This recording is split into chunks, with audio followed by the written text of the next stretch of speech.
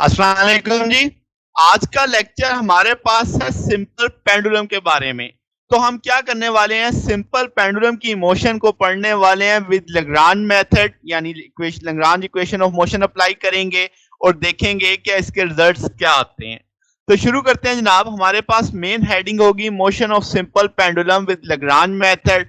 Simple pendulum क्या है कि आपने एक मैस एम लिया, तो उसको आपने एल लेंथ की स्ट्रिंग के साथ हैंग कर दिया है।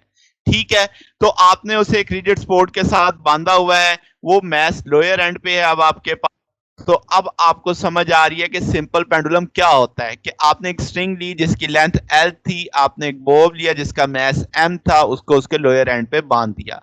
अब अगर आपसे पूछा जाए कि ये जो आपके पास बॉब है सिंपल पेंडुलम में मूव कैसे कर सकता है, तो हम कहेंगे ये सिर्फ एक कर्व बनाएगा, जिस कर्व के ऊपर ऊपर मूव करेगा। इसका मतलब सिर्फ एक डिग्री ऑफ फ्रीडम हुई कि कर्व के ऊपर रह सकता है, तो इसका जनरलाइज कोऑर्डिनेट भी एक ही होगा।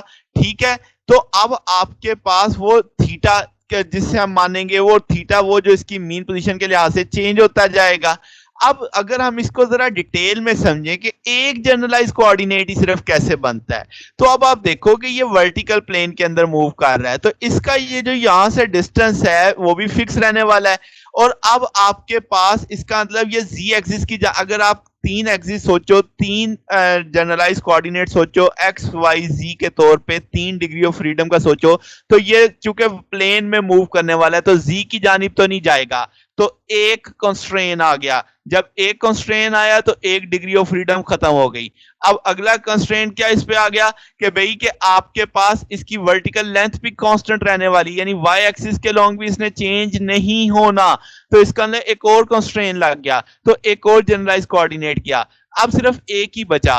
तो वो जो अब एक जनरलाइज कोऑर्डिनेट है उसे हम किससे समझेंगे, थीटा की चेंज से समझेंगे, जो अब आपको इस तरीके से नजर आएगा। क्लियर होगी बात?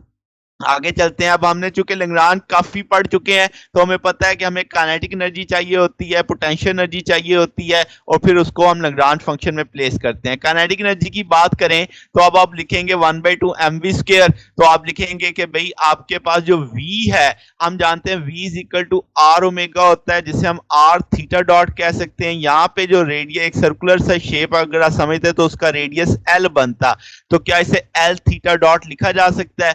तो हमने v की जगह क्या लिख दिया, एल थीटा डॉट। वो कैसे लिखा अब आपको यहां से समझ आ रहा है।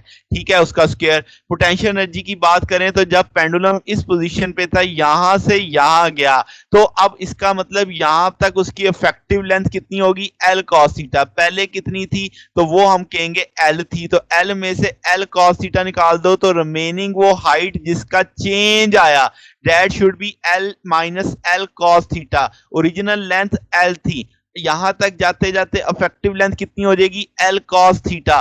तो इसका अंदर चेंज कितने का आया, एल में से एल कॉस थीटा निकाल दो, तो L minus L cos theta की हाइट चेंज हुई है, तो वो मैंने किया M G L minus L cos theta. तो इक्वेशन 2 समझ आ गई अब आपको? तो अब आपके पास टी भी है, वी भी है, दोनों हम वैल्यू प्लेस कर देते हैं लैग्रांज इक्वेशन में। तो अब आपने इसके इक्वेशन नंबर 3 कह दिया। अब हम लैग्रांज इक्वेशन जानते हैं कि भाई आपके पास D by D T partial L over partial Q dot J होता है, minus partial L over partial Q J. तो एक ही हमारा जनरलाइज कोऑर्डिनेट है, दैट इज थीटा। तो मैं इसे थीटा के रेफरेंस से बना लेता हूं कि D by D T partial L over partial theta dot minus partial L over partial theta. अब आपके पास जो इक्वेशन 3 है, इसमें अब आपको क्या चाहिए, partial L over partial theta चाहिए, partial L over partial theta dot चाहिए। तो दो फैक्टर मुझे चाहिए। यहाँ पे पहले थीटा डॉट का सीन देख लेते हैं। यहाँ पे थीटा डॉट बस नजर आ रहा है, बाकी तो कहीं नहीं है। तो जब मैं पार्शियल एल ओवर सॉरी, यहाँ पे अब आपके पास क्या आना चाहिए, यहाँ पे आपके पास थीटा डॉट आएगा। तो पहले आपने थीटा डॉट के लिहाज से बना लिया, तो थीटा डॉट के लिहाज से जब आप देखेंगे तो टू नीचे उतरेगा, टू टू से कट जाएगा, एम एल थीटा डॉट आपके पास बचेगा। स्क्वायर ले लेंगे तो वो आपके पास रिमेनिंग फैक्टर आ जाएगा। और यहाँ पे नीचे अब आपके पास क्या है जनाब, कि नीचे अब आपने partial L over partial theta करना है, तो वो अब आप थीटा के रेफरेंस से अगेन कर लेंगे। अब थीटा किस हिस्से में आ रहा है वो हम देख लेते हैं। तो अगले हिस्से में minus M G L minus L theta, यहाँ पे थीटा मौजूद है। अगर माइनस एम जी अंदर ले जाते लेते तो माइनस माइनस पॉजिटिव होता, mgl cos थीटा होता।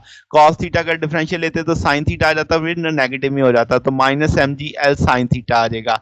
ठीक है, तो अब आपके पास यहाँ पे partial L over partial theta dot भी है, partial L over partial theta भी, दोनों वैल्यूज इक्वेशन 4 में हम प्लेस कर देते हैं। ठीक है, वो इक्वेशन 4 में प्लेस करेंगे, ये नेगेटिव नेगेटिव पॉजिटिव हो जाएगा, दूसरी तरफ जाके इसे अभी फिर बाद में ले जाते हैं। तो अब डी बाई डी टी है, अब आप एम भी कांस्टेंट है, लेंथ भी कांस्टेंट है, थीटा डॉट का थीटा डबल डॉट हो जाएगा।